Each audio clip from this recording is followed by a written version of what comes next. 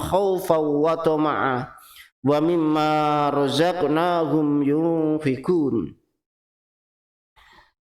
Tatajafa padha menggangaken sapa ikilah wong akeh junubahum ing ikilah pira-pira ikilah lambunge ikilah allazina anil madaji saking ikilah nggone enak-enakan alias nggone ikilah istirahat yad'una hale padha ikilah ndonga nyuwun rabbahum ing ikilah pangeran ikilah allazina khaufan krana arai ikilah wedi wa tama'an lan krana arek ikilah arep-arep wa mimma lan setengah saking ikilah barang razaqnahum kang wis paring rezeki sapa ingsun ing ikilah alladzina iku yunfikuna padha nginfakaken kabeh fayakumuna fayasrahuna ilal jannah. Ini hadis dawa niki.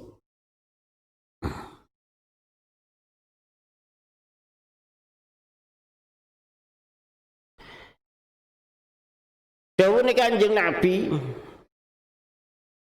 melalui hadis yang diriwayatna saking ikilah Ibnu Abbas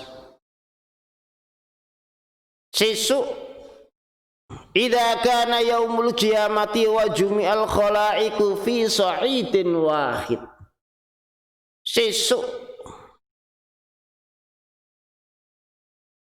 nalikane ing dalam dina kiamat dina sing nang kono iku nggone wong sing padha den tangekaken kabeh makane dinamakan yaumul qiyamah dina nggone wong sing padha den tangekaken kabeh mulai saking Nabi Adam nganti nang kono dina dipungkasi dinane dunya. Wabeh mulane nanggone dunya nanggone yaumul kiamah sesuk iku panggonan nang kono manungsa digiring kabeh nang kono diarani yaumul mahsyar nggon digiringe ikilah manungsa giring manungsa iku ya sesuk ditangekno dalam keadaan auratan dalam keadaan telanjang, dalam keadaan tidak berpakaian, dalam keadaan ngodok alias nangkuniku tidak beralaskan kaki, digiring kalian malaikat sing nangkuniku oleh giring kelawan sengenge, jadi manungsa niku bingung karepe dhewe. Tangi dalam keadaan wis bingung terus diarahkan oleh malaikat digiring nganggo nang kono iku sengenge sehingga ketika malaikat giring nang kono sengenge kelawan sengenge niki sengenge ini diandapno kalian malaikat diturunkan jaraknya dari berjuta-juta jarak ya berkilo-kilo jarak ya diturunkan hanya beberapa tombak di atas kepala setiap manusia.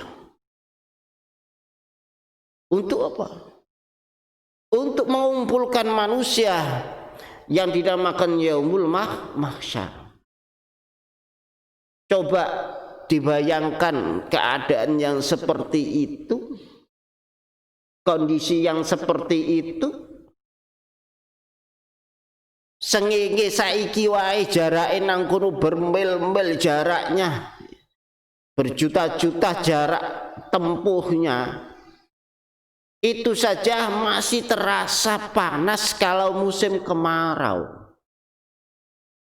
sehingga jarak sing kados ngoten nggih mawon kadang-kadang kulit niku terasa terbakar sampai kadang-kadang nang kono ngecap endi sing diklambeni ambek sing ora iku jarake sakmono apa maneh sesuk nang kono iku sengenge diparekno nang dhuwure sirahe menungso kabeh kanggone ngiring menungso dalam keadaan yang seperti itu Apakah kita mampu secara logika kita, secara nalar kita untuk menanggung seperti itu semuanya? Tidak akan mampu.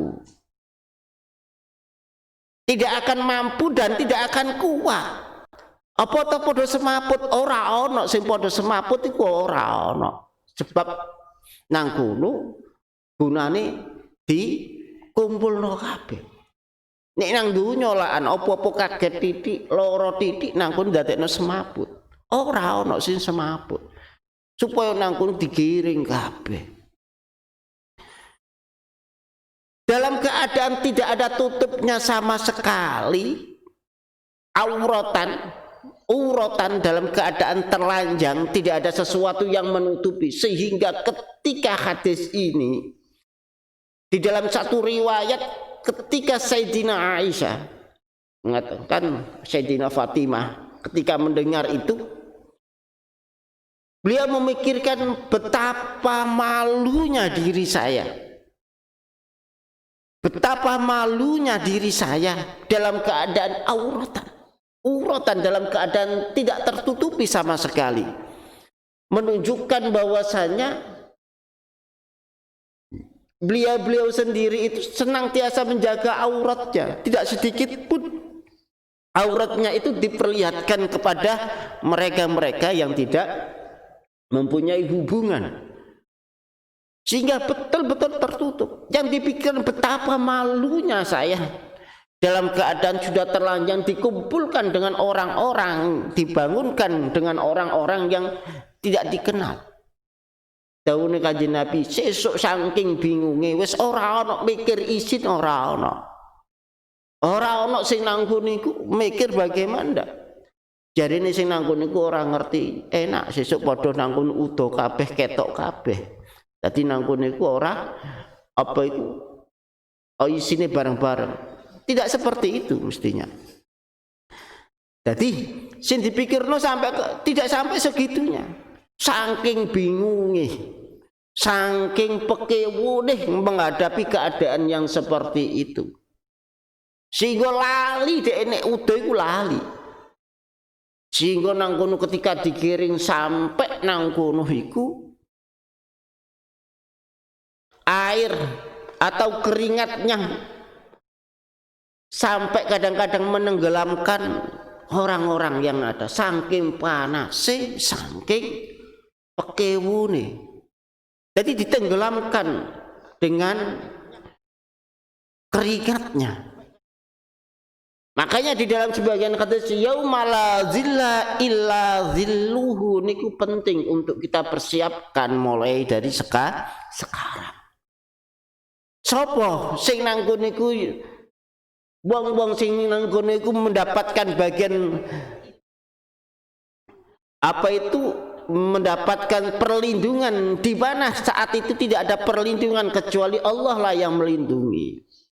Jadi senajan ketok pekewo kabeh, rekoso kabeh, tapi Allah tetap melindungi terhadap orang-orang yang mempunyai keistimewaan, yaitu salah satunya pemuda yang senantiasa hatinya merindukan atau digantungkan, ditempatkan di tempat Allah itu ridho, yaitu rumah Allah, yaitu masjid, di tempat-tempat majelis kebaikan. Orang-orang yang seperti itu, inilah yauma la zilla illa zilluhu. Maka penting bagi kita tidak melihat umur kita, tidak melihat kondisi kita yang mungkin merasa masih muda.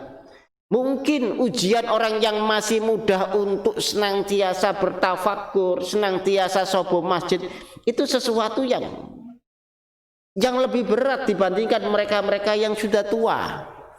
Mereka-mereka yang sudah tua itu maklum nek sobo masjid krono nang kono wis tinggal menunggu kembali nanggone pangeran. Karena apa? Untuk ikut dengan adanya hiruk pikuknya dunia sudah tidak bisa mengikuti lagi. Umure wis tuwek, gigine wis ora ana, untune wis ora ana, panganan-panganan wis dadi ana wong pesta makanan, bakar nang kono iku wayahe kurban dan yang lain wis ora nguasi tok. Wis ora nang kono iku ora nyambung ambek pikirane. Ana wong seneng-seneng lunga nanti wis ora iso wisan. Dadi dia memaklumi dan menyadari keterbatasan kondisinya, inilah yang menyebabkan lebih baik dari sebuah masjid. Lain dengan adanya orang-orang yang masih jiwanya muda, kondisinya muda, umurnya masih muda, banyak ujian-ujian yang di situ itu adalah senantiasa bersamanya. Untuk ikut berhura-hura dia mampu, untuk berfoya-foya dia bisa menikmati, untuk berkumpul bersenang-senang itu dibutuhkan. Tapi dia bisa membatasi setiap itu semuanya, lebih memilih dengan adanya bersama dengan Allah, mencari ridhonya Allah. Inilah istimewanya pemuda yang senantiasa menggantungkan hatinya nanggone masjid, nanggone tempat-tempat kebaikan. Ya termasuk ya arek nang pondok-pondok itu. Termasuknya generasi muda yang senantiasa hidup di pondok, senajan kanca-kancane nang kono nanggone omah, bisa berkumpul, bisa nanggone itu pacaran, bisa yang lainnya. Dia memilih di pondok. Inilah termasuk bagian dari orang-orang yang senantiasa mendapatkan zillah, la yaumul zillah illa zilluhu, mendapatkan perlindungan Allah. Tadi kancane nang kono iku iso goncengan, dek nang kono cuma diceritani tok. Ya. Inilah pemuda-pemuda yang seperti ini. Maka nilai-nilai itu dibalas oleh Allah dengan sesuatu yang nantinya akan merasakan kenikmatan, di mana semuanya orang membutuhkan adanya kenikmatan itu alias perlindungan itu. Jadi masih ora ketok ono aup-aupe. Pangeran kuwasa kabeh dalam keadaan yang seperti itu adalah kuasa. Monggo niku kita membiasakan jangan melihat umur kita, jangan melihat kondisi kita yang seakan-akan masih muda, seakan-akan umur kita masih lebih panjang, kesempatan masih banyak. Jangan melihat itu. Banyak orang-orang yang mati, orang-orang yang meninggalkan dunia tidak menunggu umur yang tua. Banyak mereka-mereka yang meninggalkan dunia alias meninggal tidak menunggu dia harus sakit dulu. Banyak di kehidupan ini orang-orang yang tidak menunggu miskin dulu baru meninggal dunia, tidak menunggu sang kuno nikah dulu baru meninggal dunia. Banyak mereka-mereka yang tidak sampai pada hitungan-hitungan yang secara umum. Maka kapanpun itu mengikuti secara umum atau tidak, yang pasti kita akan kembali kepadanya. Cuma waktunya kapan? Maka rahasianya Allah tidak menunjukkan kapan kita akan meninggal. Salah satunya supaya kita bersiap-siap terus dalam 24 jam ini, selalu siap untuk kapanpun itu Allah menghendaki nyawa kita, menghendaki ruh kita untuk dikembalikan kepadanya. Kalau orang dikasih waktu yang sudah jelas, maka dia akan meremehkan waktu-waktu yang ada. Masih ada kesempatan, masih ada waktu, dan masih ada banyak umur. Inilah Allah merahasiakan tentang ajal seseorang supaya orang itu senantiasa ingin berbuat kebaikan karena tidak tahu. Mungkin kebaikan yang dilakukan itu adalah bagian dari akhir kehidupannya. Ojo sampai nang kono saat ora eling nang kono pangeran terus nyawan dicabut, yo ojo sampai. Makanya itu membiasakan benang tiasa bertafakur nang kono pangeran. Jadi mulano di dalam Al-Qur'an itu kan apa yang banyak itu kan intinya untuk selalu ibadah, entah melalui zikir, entah melalui tafakkur. Bahum qulubi yaqiluna biha au adanu yasma'una biha fa innaha la ta'mal absar walakin ta'mal qulubul lati bisudur kan ngoten. Jadi bukan karena melihatnya, bukan melihat tanpa ada manfaatnya, gunanya apa kalau hanya untuk menambahkan kemaksiatan.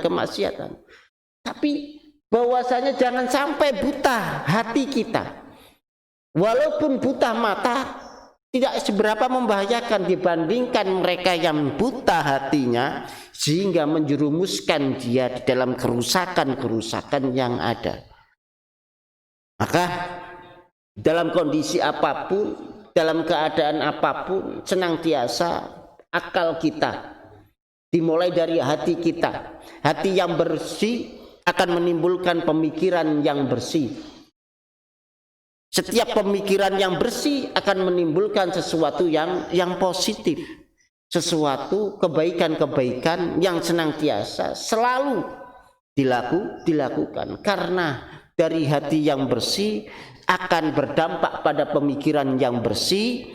Dari pemikiran yang bersih akan senantiasa mempertimbangkan di dalam setiap perilaku yang memberikan banyak kemanfaatan.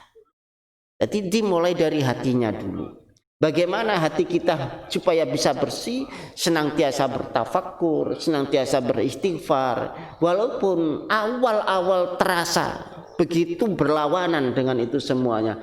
Mungkin butuh waktu untuk membuat hati kita bersih. Dengan beberapa waktu itu adalah senantiasa menekankan, senantiasa memaksakan diri kita untuk senantiasa zikir nanggone pangeran, beristighfar nanggone pangeran. Dimulai dari sesuatu yang sedikit-sedikit. Tiap habis sholat dipaksa untuk senantiasa beristighfar minimal 100 kali, dipaksa. Nah, dari pemaksaan kadang iling kadang ora, akhirnya dengan senantiasa dipaksa menjadi bagian dari istiqomahnya. Dari bagian istiqomahnya, setiap hatinya di situ tidak bisa connect dengan Allah, tidak bisa merasakan kehadiran Allah di dalam hatinya. Dia sudah introspeksi. Dia selalu muhasabah. Ada sebab apa?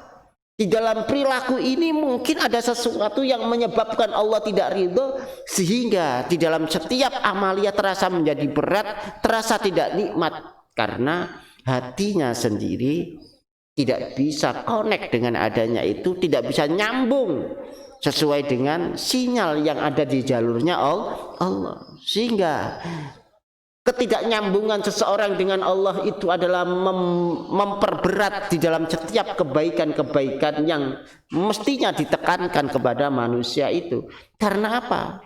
Karena tidak bisa merasakan sambungan-sambungan, hanya bingung dengan adanya bagaimana apa itu gawe HP ini nangkuniku, cuma kan tidak bisa masuk ke internet sehingga tidak bisa mengakses sesuatu yang ada kenikmatan-kenikmatan di dalam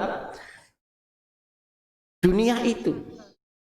Nah, hati kita sendiri kalau memang sinyalnya putus, ya tidak ada sesuatu sama sekali, hanya gelap saja. Kalau ada ya sesuatu yang membosankan, itulah kehidupan kita.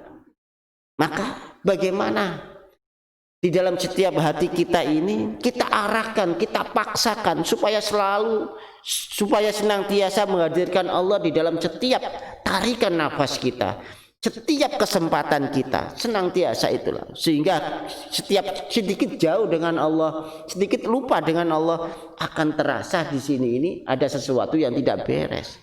Nah, dari itulah sehingga pikiran-pikiran senantiasa mempunyai pikiran-pikiran yang positif. Pikiran yang baik, senantiasa bertafakkur kepada Allah sesuai dengan tujuan Allah. Allah senantiasa membukakan pemikiran-pemikiran kita dengan senantiasa melihat dan berpikir mengenai setiap apapun yang dijadikan oleh Allah. Makanya tafakkaru fi khalqillah wala tafakkaru fillah. Maka Allah menjadikan semuanya tidak akan ada, tidak sepi dari sesuatu hikmah, tidak sepi dari sesuatu nilai-nilai itu, ya itulah yang dimaksud. Mungkin dari sesuatu kemanfaat yang kita lihat itu tidak ada manfaat, apa itu manfaatnya kurang, tapi mungkin di dalam pemikiran setiap orang itulah yang memberikan banyak dampak kemanfaatan. Proses-proses di dunia ini yang semakin kita melihat, semakin kita merenungi berapa kuasanya Allah, apa itu menjadikan makhluknya hanya kadang-kadang dalam satu jenis.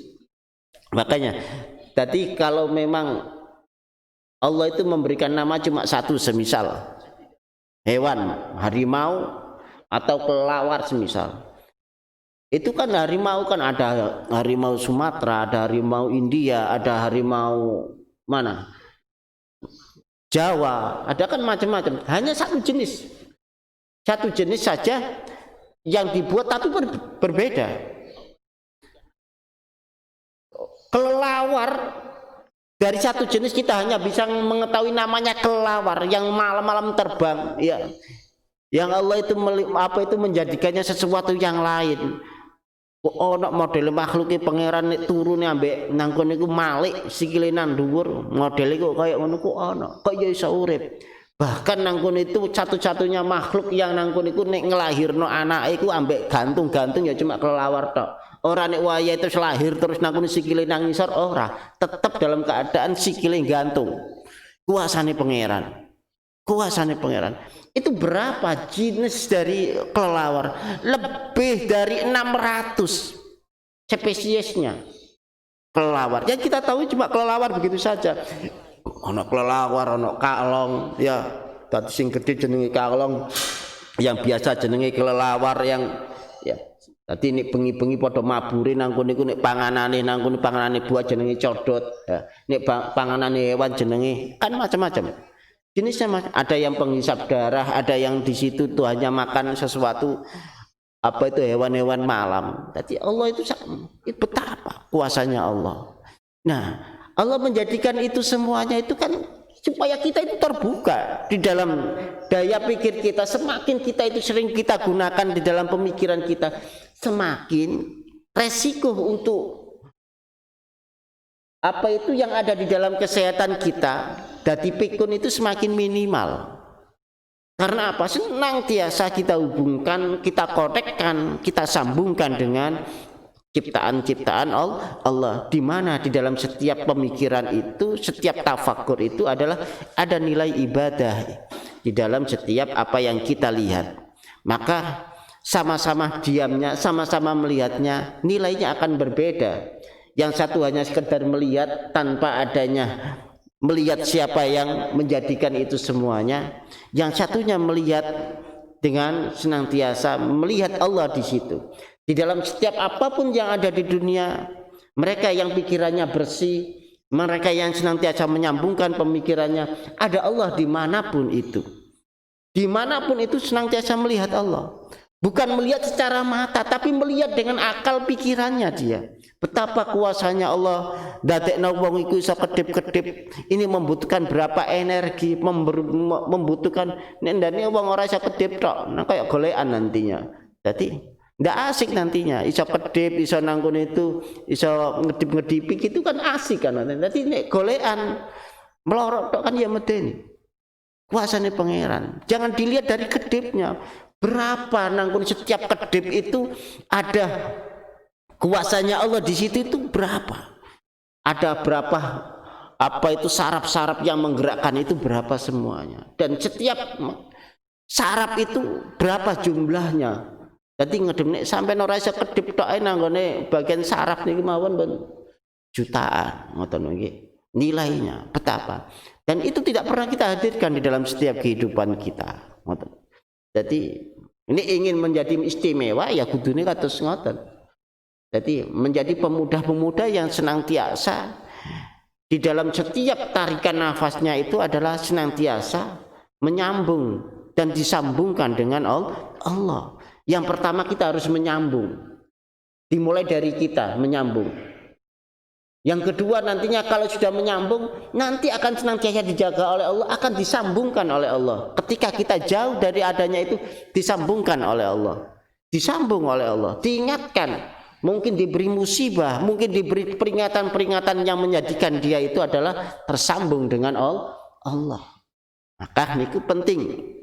Maka besok ketika yaumul qiyamah, manusia semuanya adalah dikumpulkan fi sa'idin wahidin, di dalam tempat yang satu, baik itu dari golongan jinnya. Karena di kehidupan kita itu bukan hanya manusia saja yang kita lihat secara secara zahir kita, secara mata kita, dengan mata telanjang kita itu adalah ya hanya melihat bagian-bagian dari makhluk yang ada.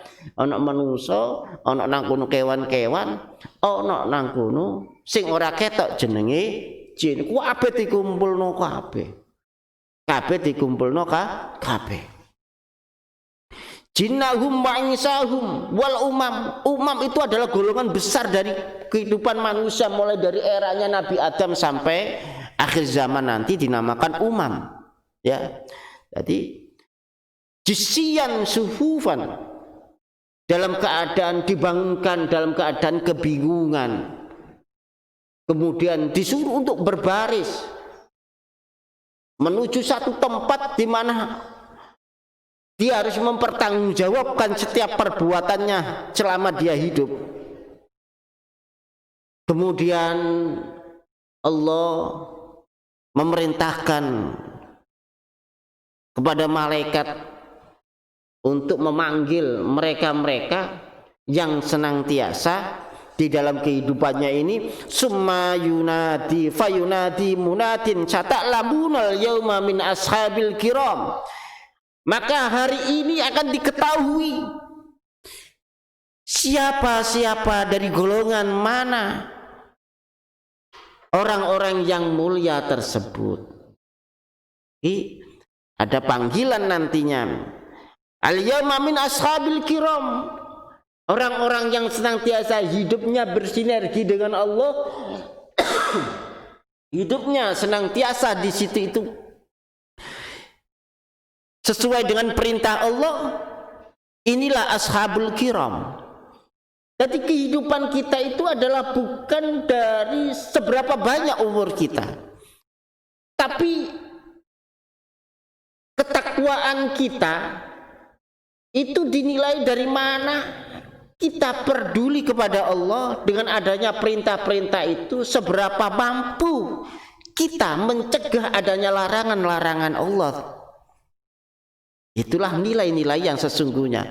Ketakwaan yang sesungguhnya nilainya adalah walaupun sama-sama dia melakukan perintah, ada yang melakukan perintah itu dengan begitu senangnya ketika diperintahkan, ada yang melakukan perintah itu dengan berat hati walaupun sama-sama menjalankan perintah itu, tapi nilai dari setiap perintah itu akan berbeda. Mereka yang diperintah terus menjalankan dengan ikhlas, dengan adanya senang, ini akan nilai yang tertinggi nantinya. Beda dengan mereka yang menjalankan tapi dengan keterpaksaan, akan nilainya itu sangat minimal sekali. Sama-sama menjalankan, semisal sholat, sama-sama sholatnya, cuma yang satu itu rindu dengan adanya waktunya sholat, ada yang sholat itu adalah membebani, yang sholat dan wis kan beda. Sama-sama menjalankan perintah, tapi di dalam nilai-nilainya itulah yang membedakan, dan itulah yang menunjukkan kualitas ketakwaan setiap orang. Ada yang di dalam larangan itu betul-betul sadar. Setiap adanya larangan dijauhi, dia sadar betul. Ada yang menjauhinya itu karena ada rasa takut dengan ancaman Allah nantinya dimasukkan. Ada orang yang tidak melihat dari segi ancamannya, karena melihat Allah disitulah. Maka setiap perintah-perintah Allah terhadap manusia, setiap larangan-larangan Allah untuk manusia, itu adalah dalam rangka kebaikan Allah. Setiap perintah Allah itu adalah untuk kebaikan manusia itu sendiri. Setiap larangan Allah itu adalah untuk kelangsungan kehidupan manusia itu sendiri. Setiap perintah apapun itu adalah bagian dari sesuatu yang diinginkan Allah menjadi manusia yang di dalam kehidupan dunianya ideal. Orang hidup kan butuh kebahagiaan. Setiap perintah sholat itulah menjadikan manusia bisa melangkah berjalan menuju kebahagiaan yang sesungguhnya itu adalah dengan perintah itu, bukan dengan adanya materi yang ada. Banyak orang-orang yang di situ rusak karena materi, tapi orang-orang yang sholat maka akan menemukan ketenangan di dalam setiap jiwanya. Sehingga ketenangan jiwa itulah yang mempengaruhi di dalam kehidupannya, menjadikan kehidupan yang bahagia. Maka penting bagi kita menyadari setiap perintah Allah, seberat apapun perintah itu, adalah untuk kebaikan manusia itu sendiri, untuk kebahagiaan manusia itu sendiri, baik di dunianya sampai nanti akhiratnya. Jadi agama itu adalah dalam rangka apa? Dalam rangka mensejahterakan manusia di dalam kehidupan dunia, membahagiakan manusia di kehidupan dunia sampai nanti kehidupan akhiratnya. Rata-rata orang yang menemukan kebahagiaan mereka yang senantiasa menjalankan perintah. Perintah yang awalnya menjadi sesuatu keterpaksaan, kemudian dia sadar menjadi sesuatu keikhlasan, menjadi sesuatu yang betul-betul dia itu sadar bahwasanya ini adalah untuk kebaikan manusia itu sendiri.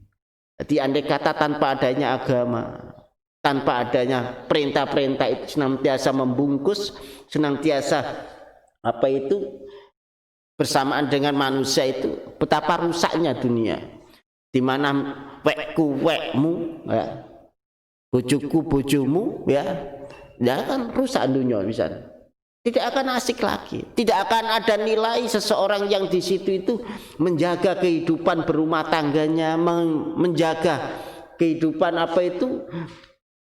kehormatan setiap orang yang senantiasa dilindungi, tidak akan ada nilai lagi. Nilai-nilai menjaga itu kadang-kadang ada bagian dari suatu nikmat. Maka jangan pernah ragu, setiap perintah Allah itu adalah untuk kebaikan kita. Maka memaknai setiap apapun itu adalah satu.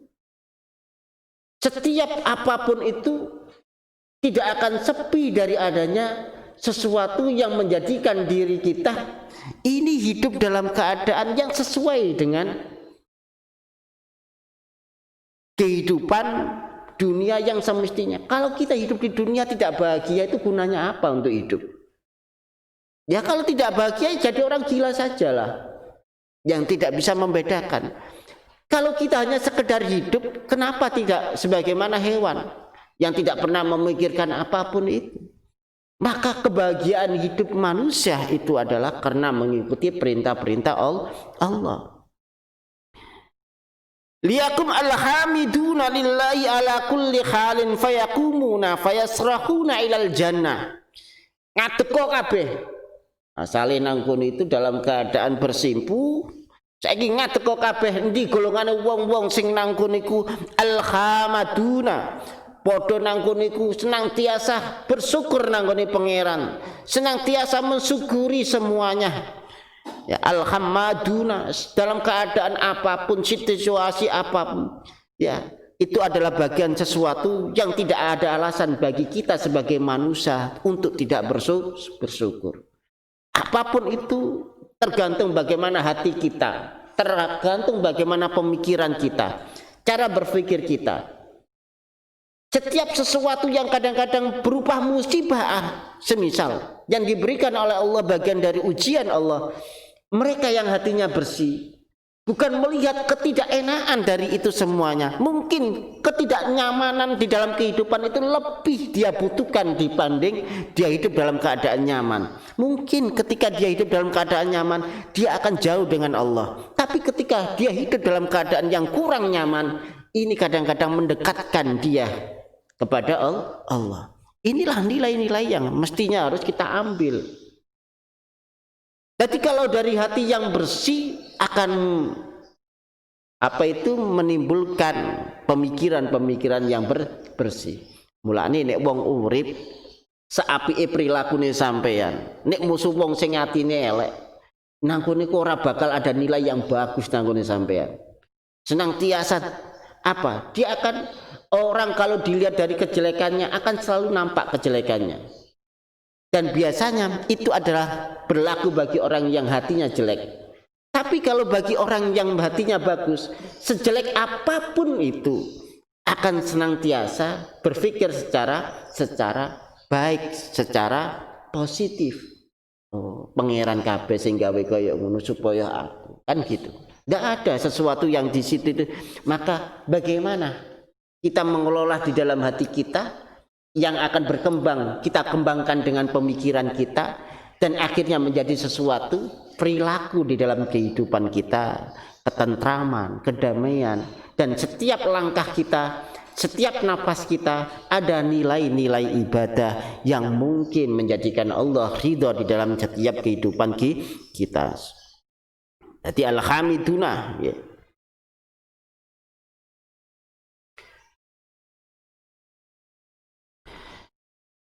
Summa yunadi saniya sata'lamunal yawma min ashabil kiram.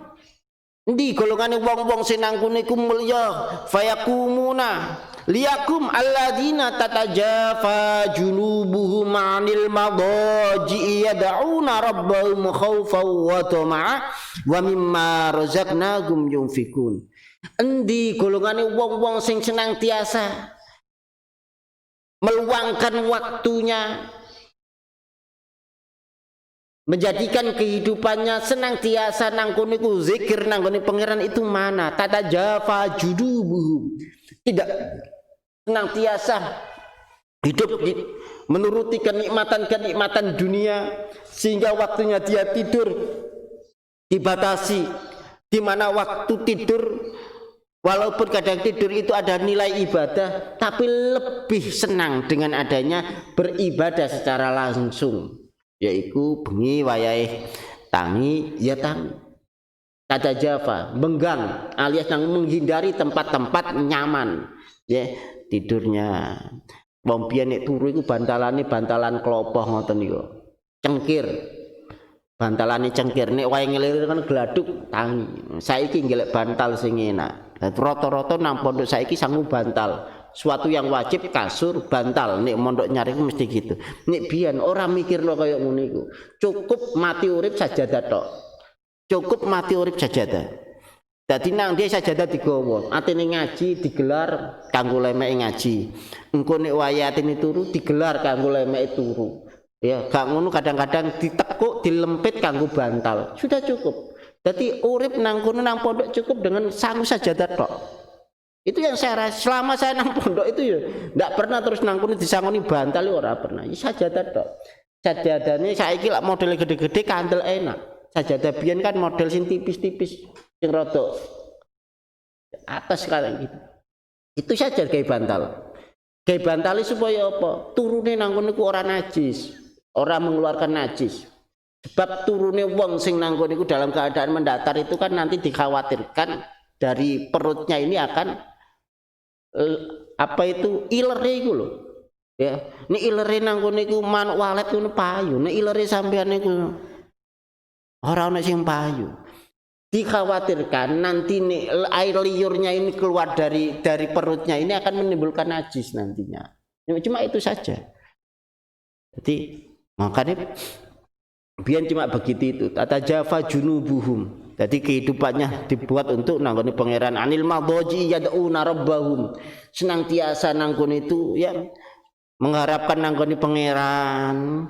Khaufan, dengan adanya takut akan dosa-dosa, takut akan tidak diridhoi oleh Allah, wa tama'ah, dan dalam keadaan dia berharap ya wa mimma razaqnahum yunfikun, bukan hanya sekedar menjadi orang-orang yang senantiasa ibadah tanpa peduli dengan yang lainnya. Maka inilah digandengkan oleh Allah, khaufan wa tama'a wa mimma razaqnahum yunfikun. Kepedulian kita sesama manusia senantiasa di situ itu dijadikan satu paket. Bukan terus nangkon niku ahli ibadah, ahli sujud terus ora peduli dengan masyarakat sekelilingnya, tidak peduli dengan adanya kehidupan bermasyarakat, tidak seperti itu. Tapi tetap wa mimma ya.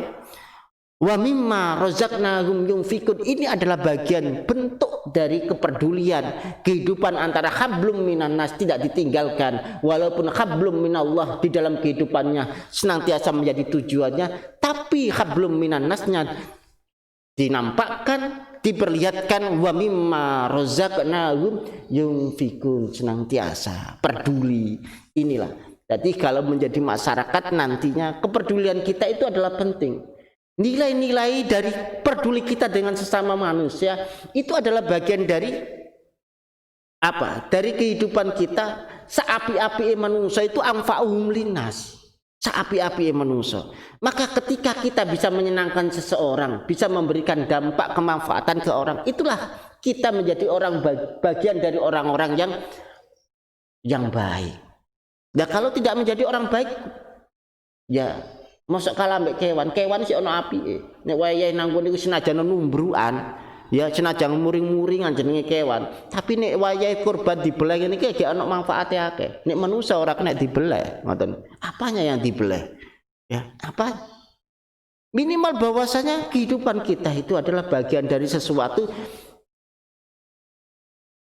yang seimbang antara kehidupan hablum minallahnya kita jalin, hablum minan nasnya tetap terjalin. Tapi saya yakin ketika kehidupan hablum minallahnya ini secara lurus, secara betul sesuai dengan perintah, maka akan berdampak pada nilai-nilai hablum minan nasnya secara keseluruhan, secara umumnya. Karena dimulai dari hubungan dengan Allah yang baik akan berimbas kepada kebaikan di hati seseorang tersebut, dan di dalam hati yang baik akan berimbas kepada perilaku yang baik, yaitu sesama hablum minan nasnya. Fayakumuna fayasrahuna al-jannah summa yunadi salisatan wallahu a'lam bissawab. Al-Fatihah. A'udzubillahi minasyaitonir rajim. Alhamdulillahirabbil alamin arrahmanir rahim maliki ya na'budu wa iyyaka nasta'in shiratal mustaqim. Bismillahirrahmanirrahim. Allahumma salli ala sayyidina Muhammad wa ala ali hamdan yuafi ni'ama wa yukafi mazida ya rabbana lakal hamdu kama yanbaghi. Allahumma salli ala sayyidina Allahumma jalna wa auladana wa dzurriyyatana wa talamidana min alil ilmi wa alil khair wa alit tuqa wa ahli ibadika sholihin al-amin. Bijai Sayyid Muhammad sallallahu alaihi wasallam jazaa. Alhamdulillahirabbil alamin. Al-Fatihah. Shiratal ladzina an'amta alaihim waladdallin. Amin. Ngaji Habib ya. Okay. Sallallahu rabbuna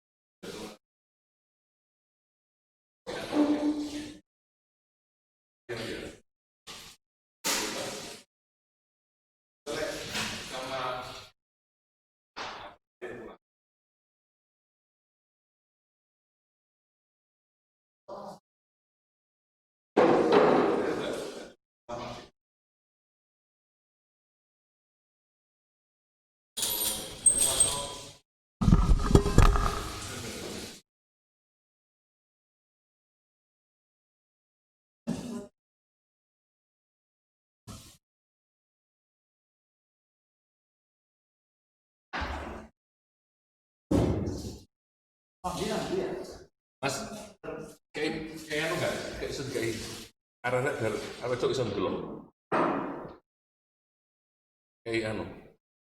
Apa? Kamera apa dene? Iya. Hah? Lu ngawur gak kesel dia? Gak kesel dia? Hah?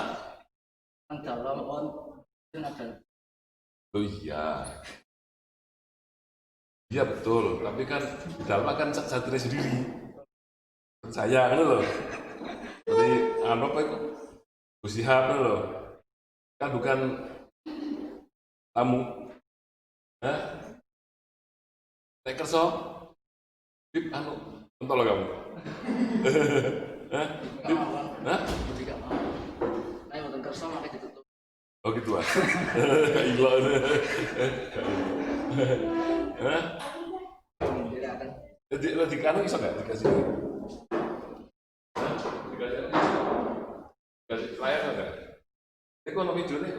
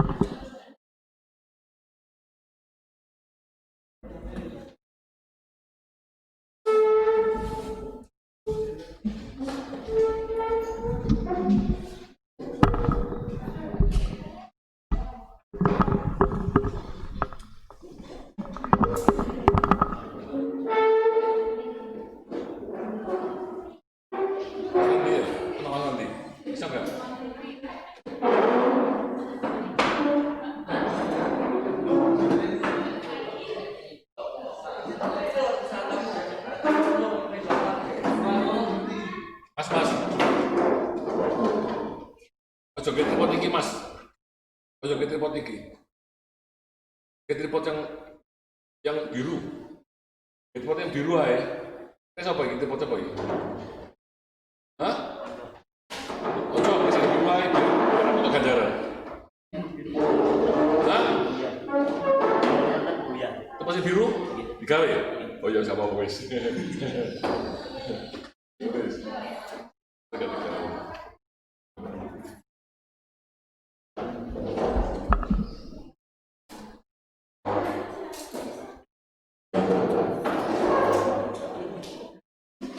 Ini bisa nggak mas kayak anu di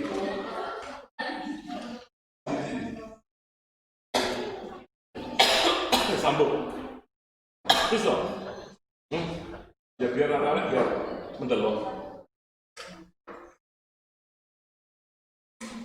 selama ini kan nggak bisa melihat ya dong nggak bisa lihat ya kan kilo aja ya atau biar di YouTube-nya ya.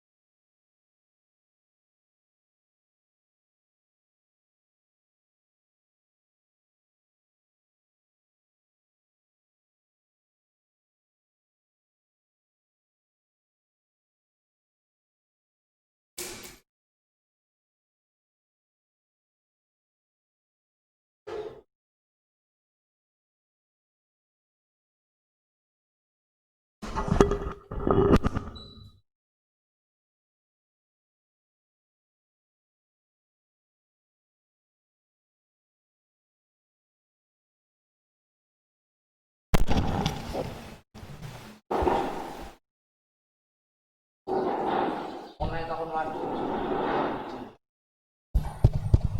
Tapi kepekaan itu yang aran dia. Terus peka suara itu terus itu. Hah? Iya. Apa dua?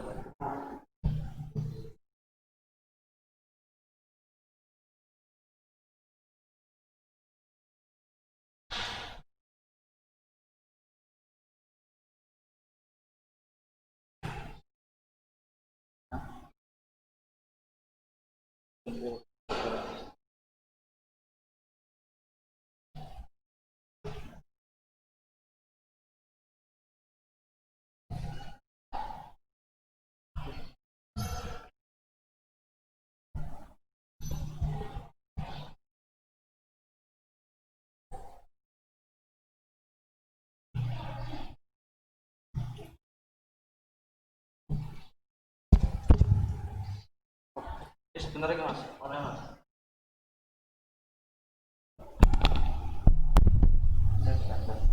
Hah?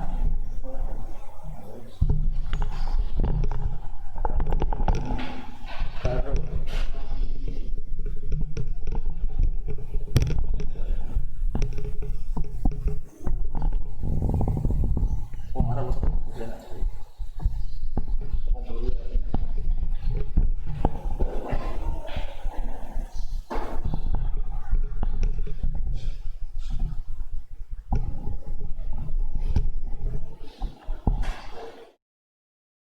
Coba,